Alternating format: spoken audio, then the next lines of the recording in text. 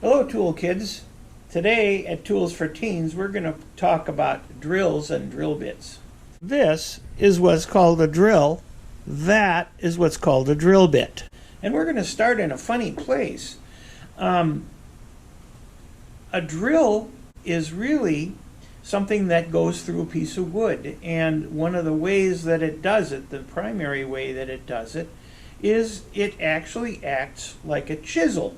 Okay, well, here's a chisel. A chisel basically has a very sharp edge on it, and you push it into something like a piece of wood or a piece of metal. Look at that. It just rips that right away. And now think about this. What if you had two chisels like this, okay, and you put them on a shaft so that you could turn that around?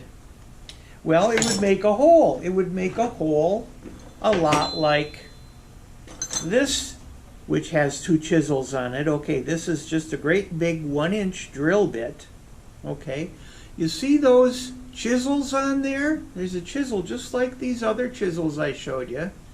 Okay, and what happens is you turn that into a piece of metal or wood, and it digs down and it keeps on going down, and as it does that, these grooves in here, okay, carry the wood or the metal out of the way, because if they didn't, then what would happen is this thing would get all jammed up.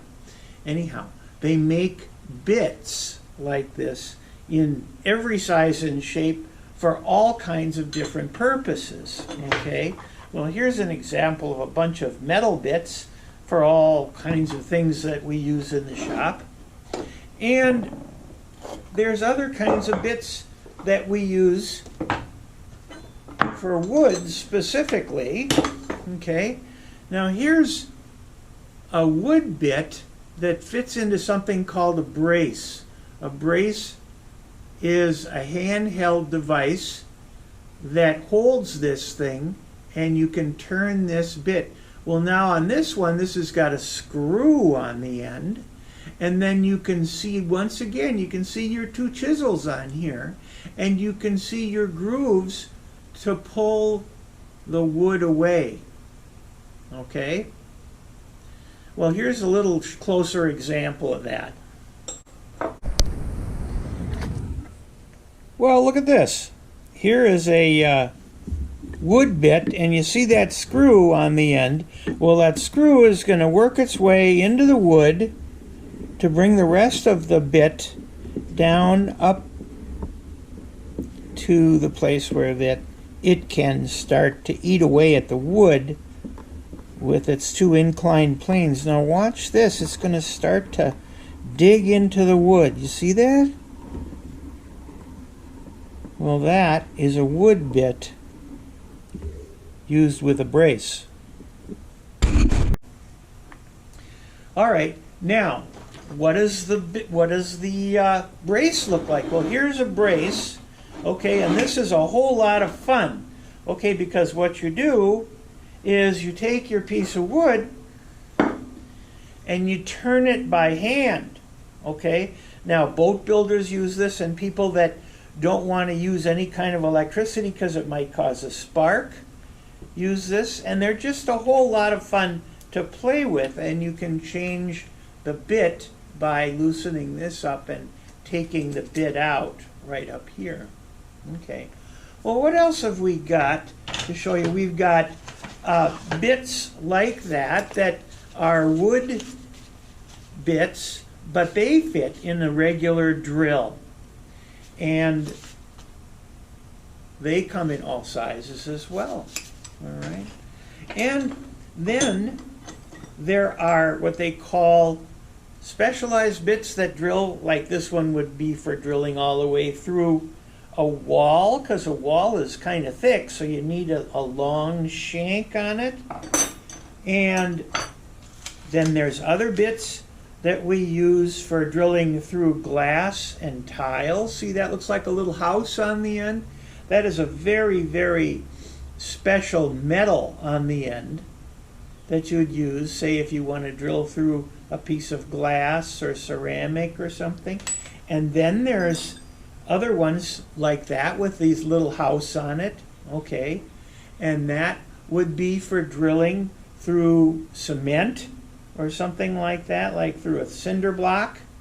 And sometimes what you do is you have a special drill, or a special drill, yeah, that you use that pounds. It's called an impact drill.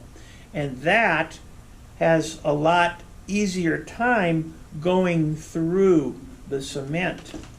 And sometimes what you want to do is you make a hole, and the hole isn't quite where you want it.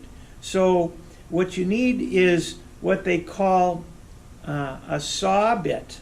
Okay, a saw bit has a regular tip on it like these other bits do, but then on the sides it has this scraper or rasp on the sides, and that helps you so that you can go sideways and elongate a hole. Okay, this one works really well on steel. This one works like on sheetrock and other softer kinds of wood.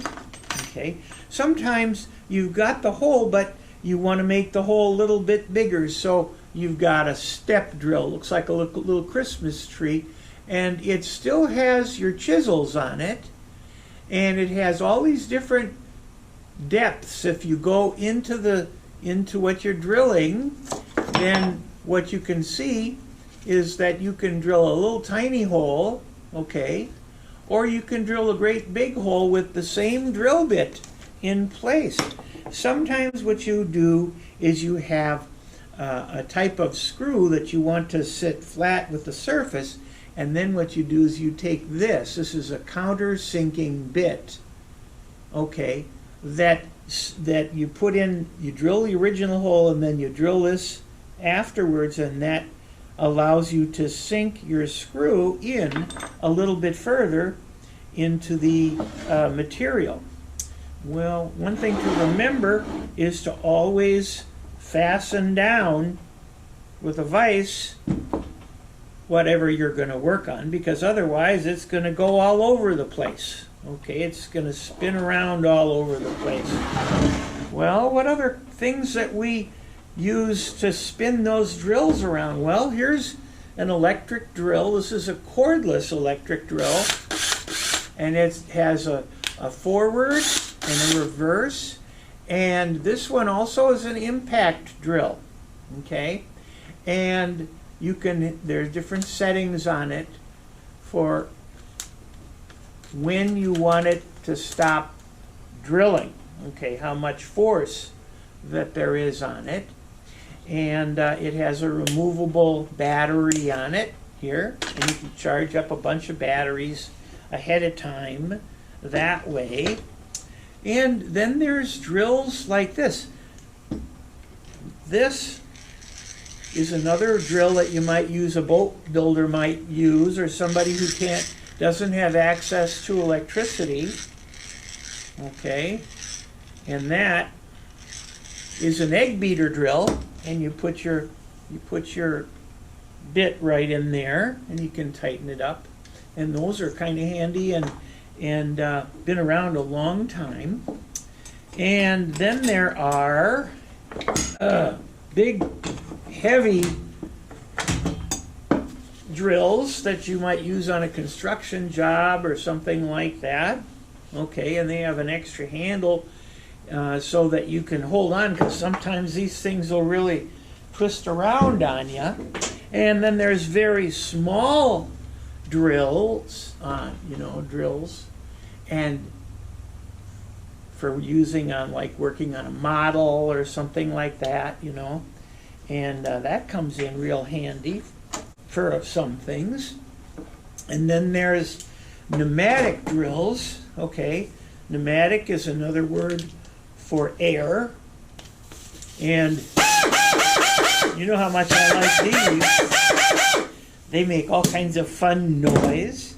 Okay, this is called a drill press, and it's a motor and a stand and a plate where the drilling is done, and then you have your chuck, which is this thing, and you put your drill in it, and then you clamp down your workpiece, okay, and you turn it on, and then you bring this handle down till it gets into the work. Then you give a steady pressure, and look at that, it drills a hole.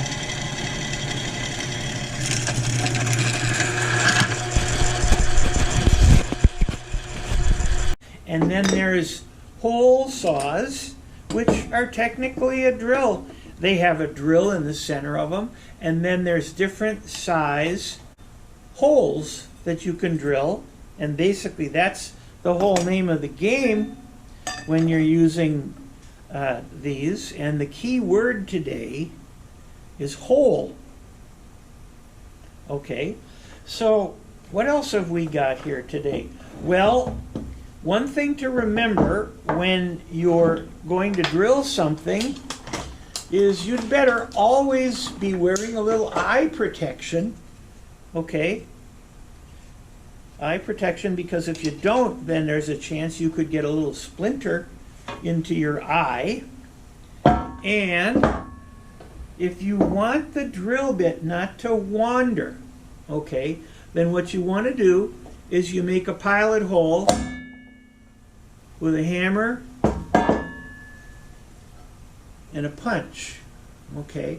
You start that little hole like that, and that way when you put a drill bit on the piece you're working on, then it won't move around on you. It stays in one place, see? It gives you a really good way of not messing up the hole that you're drilling and getting it exactly in the place that you want it. Okay. Well, that's what I've got for you today at Tools for Teens. I'll see you next time.